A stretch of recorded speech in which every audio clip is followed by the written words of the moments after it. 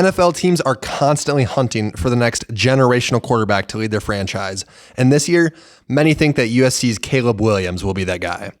He's been a consistently dominant player in college over the past few years, and now he's expected to declare for the NFL draft after his decorated collegiate career. But is he good enough to be the first overall pick? Should we be crowning him as the next generational quarterback, or has the hype been blown out of proportion thanks to some flashy highlights that he has? Today, we'll be analyzing Williams and both the strengths and weaknesses of his game to see if he can truly be the next great quarterback in the NFL.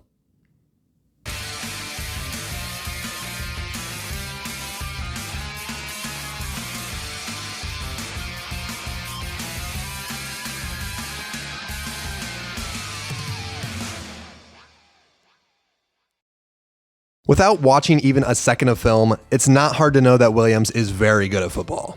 He won the Heisman in 2022 and followed it up with another good year in 2023, throwing for over 3,600 yards and 30 touchdowns while having just 5 picks on the year.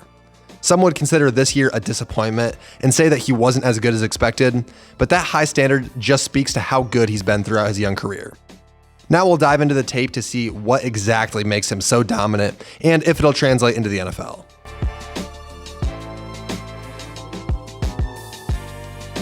The first and most obvious positive attribute that he displays on film is his elite arm talent.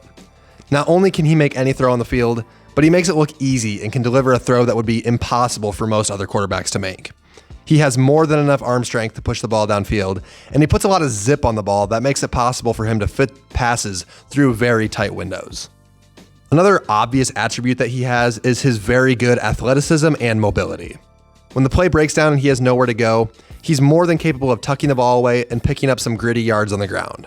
He's fast enough to beat defenders in the open field and has good enough lateral agility to break some ankles, and there's little doubt that he will be a high-end dual threat guy in the NFL if he can stay healthy. His ability to move around reminds me a lot of how Russell Wilson looked early on in his career, which, if you don't remember, was very good. Not only is he great when he's rolling out of the pocket, but his phenomenal mobility allows for him to move around in the pocket and avoid sacks as well as anyone in football. He has good natural instincts and can feel when the pocket is closing in around him, and then he uses his speed and agility to juke out defenders and make something out of nothing, so to speak. He's also just very calm and collected in the pocket. It very rarely looks like he's panicking, and even when he finds nothing open, he tries to get everything he can out of the play and makes smart decisions under pressure. That's often one of the biggest issues for young quarterbacks in the NFL, so it's great to see that he doesn't panic and can already handle pressure pretty well. All of the positives in his game are really simple to evaluate.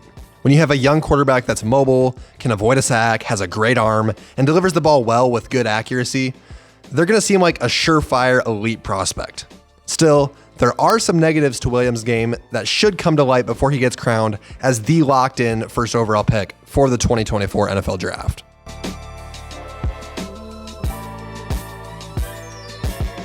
The first negative I'm going to talk about is something that he has almost no control over, which is his size.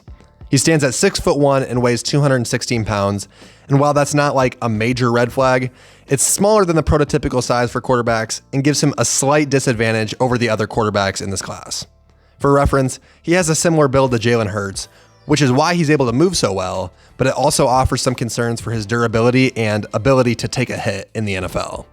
Along with that, the offensive scheme that he ran at USC was obviously very effective and well coached, but it was also pretty simple. He found a lot of success with it, obviously, but he didn't regularly have to progress through multiple reads to find an open guy. His limited experience in that area may lead to some issues for him in year one when his first read isn't open, but other quarterbacks that have been coached by Lincoln Riley have been able to find success in the NFL.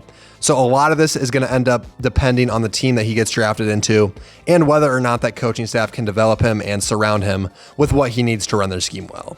He also benefited from a great supporting cast around him in his time at USC, which might not be the case when he gets to the NFL if he gets drafted to a team like the Bears or Patriots, who currently hold the top 2 picks in the draft. In addition to that, he has a couple of other minor quirks that could affect his performance in the NFL. For example, his footwork in the pocket is a bit weird, and that can lead to him missing some throws that he should make. That's representative of a bigger issue, which is that he relies too heavily on his elite arm talent and hasn't had to develop sound fundamentals yet on routine throws. If it was a problem for him at points in college, it'll just get exposed even more in the NFL if he doesn't fix it.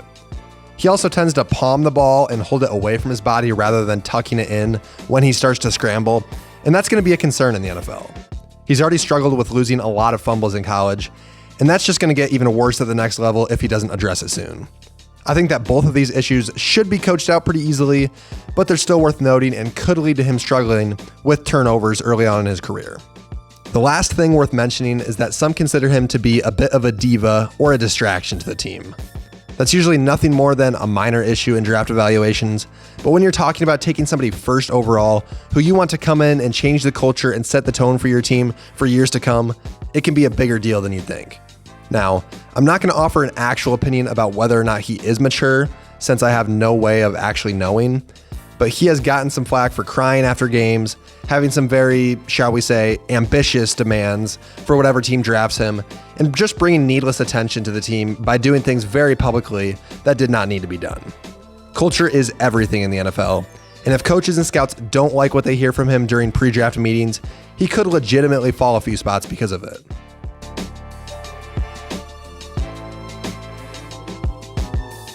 Caleb Williams is a phenomenal football player. He's just as good, if not better, than any quarterback that we've seen come out of college over the past several years, and he has the ability and potential to become one of the best quarterbacks in the NFL within a couple of years thanks to his elite arm talent, great mobility, impressive ability to avoid sacks, and proven track record of success in college. He's not without flaw, however. He will have to learn to play more fundamentally to avoid making needless mistakes early on in his career, and he'll also have to overcome his slightly lacking size. Beyond that, he needs to make sure that he stays respected as a leader in the locker room, and he'll really need to display to teams that he is not going to be a distraction as their starting quarterback. I'm giving him a top 3 grade for the draft this year. In all likelihood, the other negatives that I mentioned outside of his personal issues will end up not being a big deal, so how good of a player he can become is really up to him and how mature he can be at the pro level. He's got as high of a potential as anybody I've seen come out of college, and I'll be excited to see who makes the franchise-changing move of calling his name come April. Thanks for watching this video. If you want more content like this, be sure to like, subscribe, and go check out the other content on this channel. Thanks for tuning in, and until next time, goodbye.